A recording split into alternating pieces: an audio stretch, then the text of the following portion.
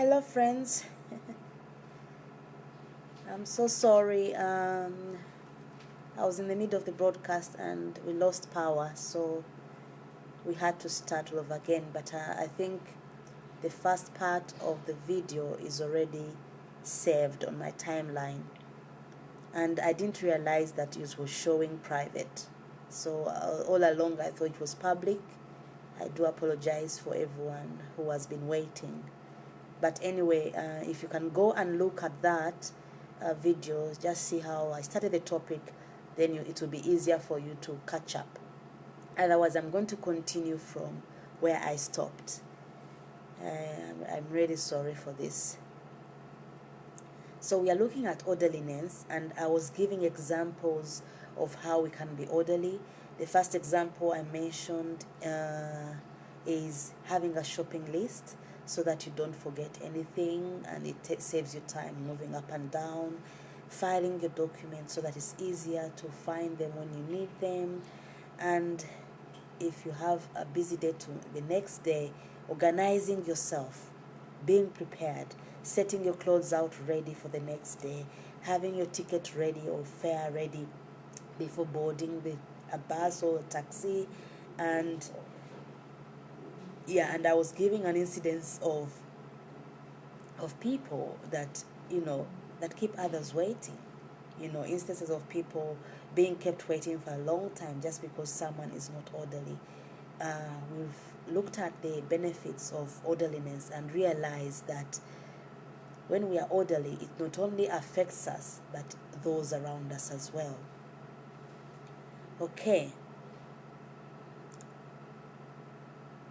Another way we can be prepared as part of being orderly is, if you're having meals, it's good to always prepare and have a plan for your meals in advance.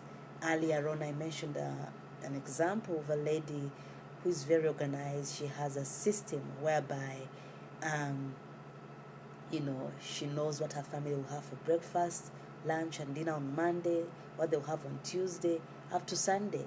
So different types of items. It makes sure that she doesn't miss out anything that that is a delicacy for the family. If something is not had on one day, it can be eaten on the second day, on the next day. So that is also part of it. And also, it helps to plan your day, to see whether you have all your ingredients. Hello, Brother David. Hi, Pius. Thanks for joining us. Who else joined us? Hello, Brother Wycliffe. Thanks for joining us. Sorry, you must have missed the first part. I was broadcasting not realizing that it was private and not public. So if you go there first, it will be easier for you to follow up on this topic. Okay, so let's move on. So I've looked at different ways we can be prepared as a means of being more organized. Another good example is, sometimes maybe when you are being dropped off to your home or to your office or wherever, especially when it's at night and dark, I think it's good to always have your keys handy as you're approaching your destination, especially if you're not in a good, safe environment.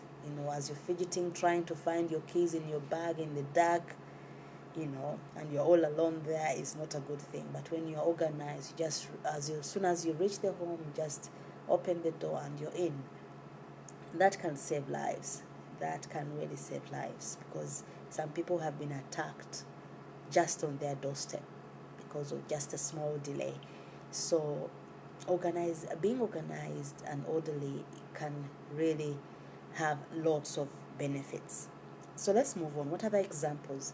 Learning the queuing culture. There's a time I was in a bank and we were all queuing, just to be waiting to be served. It came to my turn, and as I was approaching the counter, someone just came from the back and just stood in front of me. And I said, doesn't this person see the queue? I mean, so if you've been in a culture where there's queue, when people are entering the bus, there is queue because they believe in the law of first come, first serve. So if someone has been there before you, they deserve to be first served first. But it seems that other people seem to be more in a hurry than others. And hello, brother Osaho, nice to see you. So it's not a good thing. It brings this sort of chaos. It's like you're making other people less important and you are the one who is important. So orderliness in society is key. We should learn the queuing culture. And orderliness also involves paying attention when others are speaking. Oh dear. Have you been part of a conversation when everyone wants to speak at the same time? That is a sign of lack of orderliness in the culture, orderliness in the people's lives. Because if someone is talking, give them space, give them time, and then you will talk later. But if everyone is talking, then the message, the information that you want to pass on will not be passed on, because who is listening to who? There's a chaos. And where there's chaos, nothing moves on. Okay, so that's another thing we have to do. That part of being orderly, we need to learn to listen when others are speaking. Okay, another example of orderliness is setting priorities, having a to-do list, planning. Many times we wake up, we go into the day, we have lots of activities in our head, but we've not really organized them to say, okay, which one is more important? Which one do I have to do today? Which one can I do tomorrow if I don't manage to do it today? So if you don't have that order, that list, that set of priorities, list of priorities in that priority order, it causes us to focus on less important things and leaving out important stuff. So that could cost us. That can affect our productivity and success and targets. But if we have set priorities, we know what we need to do first, we know what we need to do second, that is order. So it causes us to be more successful in the tasks that we want to do, and also productive for the day. Okay, another example we can display orderliness is having a budget. I know when people are paid, some people just, what is the need that comes around me? You just spend money, and in 2 weeks all the money is gone, and you're just working hard for the next month to find out to get the next salary. But when you're orderly, when you're organized, when you're planning, you're systematic in the way you spend your finances, because there'll always be needs. Okay, but this money that you've received, will it be able to take you through the whole month to cover all your needs, your expenses, your bills? Will it be enough for you to cover some debts? So you realize that not being orderly has cost many people relationships. Why? They fail to pay their debts, they fail to pay their bills on time, just because of chaos, of not being organized in their lives. So budgeting is part of orderliness. Setting standards. Yeah, set a standard. If you wake up in the morning, if you're leaving the house, make sure, it's a rule, I don't leave my bed unmade. I don't leave my room in a disorganized way, because when I come back and I'm tired, I just want to relax. Okay, that is a set standard. When I do my laundry, and maybe I've dried it up, okay, I need to put it away right away. I don't postpone it. Or what things can I do to manage, to make things easier for me? Do I fold it, iron it, so that next time I need something, it's easier for me to retrieve it instead of looking for it? In my wardrobe, do I organize my tops to be in the same corner, my trousers and skirts to be in the same corner, so that when I'm looking for something, I know where things are? That is part of being organized. And it makes life easier. It saves you time and frustration. Okay. So that is part of setting standards. Another standard you can set in your home is when we have a meal, we should not leave dishes overnight unwashed. It says it be a rule. After having a meal, we wash the dishes, and that's it. So that the next day, we start on a clean plate. Everything is clean. If you need to use something, you find it clean. That is also part of setting a standard for yourself. And also, examples of orderliness is be a role model for your children and train them to be orderly even at a young stage. Orderly in their uniform, in their bag, school bag, whatever they put in there. They are orderly in their rooms, the way they arrange their clothes, their toys. Because once you train a child to be orderly, it sticks in them. It becomes part of their lives. So in that way, a child will always grow up knowing that, I have to be organized in all my dealings. So it spills off from your personal life to your work life to your public life. Yes. So it's always good to train the young people and our children in how to be orderly. Okay. Another example is, I've talked about how someone can plan maybe their meals time, and then planning a cleaning rota. That's another good example for a home or wherever. If you manage a group of people and they all maybe even in a home who is supposed to be cleaning on what day, it's always good to have work with a cleaning rota or schedule so that there is order.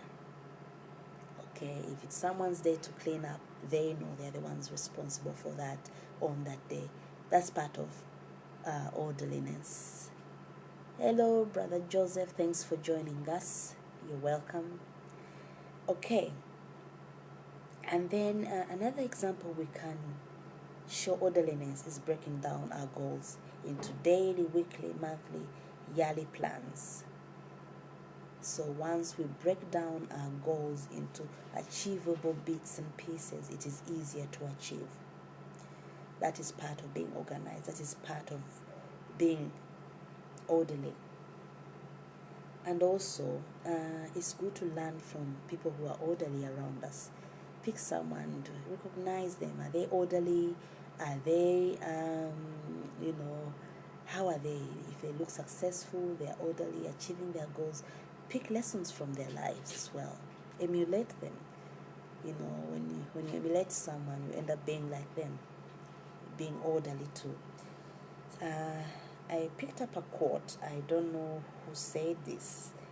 I think it's anonymous, but someone said that order around you creates order inside you. Order around you creates order inside you. I think that's so true, because I can't believe you can be so chaotic in your mind and orderly on the outside. It will be difficult even to act out. Yeah, so if you're orderly inside, it will manifest on the outside as well. So orderliness is not just a physical thing. It is you're what you're made of. So if we calculate it and develop it in our lives, it will make us more orderly, even in our thoughts. For example, if you're given a speech, you know what to say first, what to say next, what to leave out in your mind. That's being orderly. Okay, so giving speeches will not be difficult. So your thought life will be orderly. Okay, you guess me. If you're listening to someone who's not orderly, even in their speech, you can tell, because their words will be mandled up. I mean, they're saying one thing, then they jump to another thing and say, oh, the two things are not connecting. You can pick it up. But for someone who is orderly, there is a flow, there's a consistency, there is order in their conversations, in what they are talking about.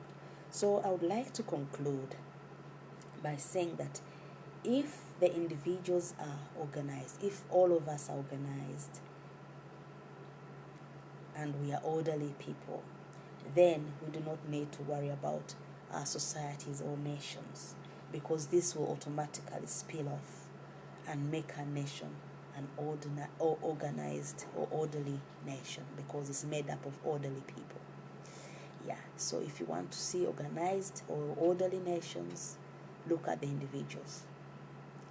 If you're complaining that, oh, this nation is in chaos, look at the individuals, because it's the individuals who make up the nation. So let's start from there by rebuilding our nations to be orderly, starting with ourselves. You may think it's a big job. Yes, it is a big work, but it starts small. And don't ever undermine what a small mustard seed can do. So be that mustard seed. Start being organized and orderly yourself. Train your children and family to be organized and orderly. Before you know it, your neighbors are emulating you, your friends are emulating you. Before you know it, the whole society is orderly. And if different societies are orderly, that makes a nation. Yes, national transformation is achievable if we all do our part. Okay? So the action point for this week is, I'm going to write to pose a question for us to meditate on this week. What are the specific ways to try and become more orderly? What are the specific ways you can do to try and become more orderly? Yeah, so I'll leave it there. Thank you so much for stopping by and being with us. I appreciate all of you. I'm so sorry. The first part of this broadcast, please go back and listen to it, because I was recording thinking that it's public, but it was private. I'm so sorry about that. So once you watch that one first and then this one, then the whole topic will make sense, because there are things that you will miss out on the other one if you haven't listened to it. So help me share to your friends, in your timelines, wherever. It will help everyone. And this is how we spread all these values. We help each other become better. And in doing that, we are not only building ourselves, we are building our families, we are building our nations and societies. So have a blessed weekend. I'll see you next week. God bless. Bye.